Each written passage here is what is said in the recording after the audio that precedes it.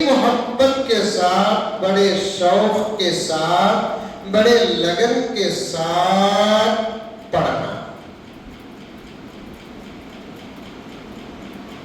खाओ, अच्छा खाओ,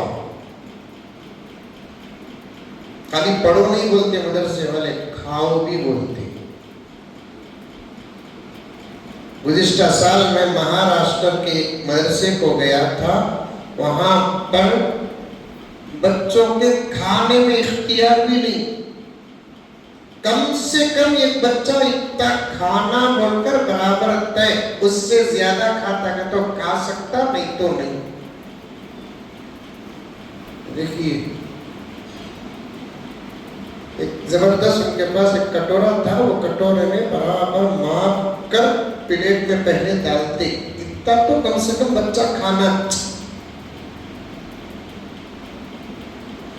ऐसी मोहब्बत और शर्त के साथ तो दूसरे बच्चों को घर में भी नहीं खिलाते।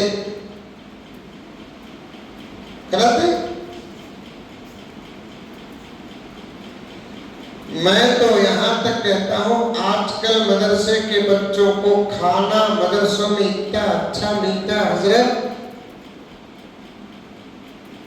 जवैया को भी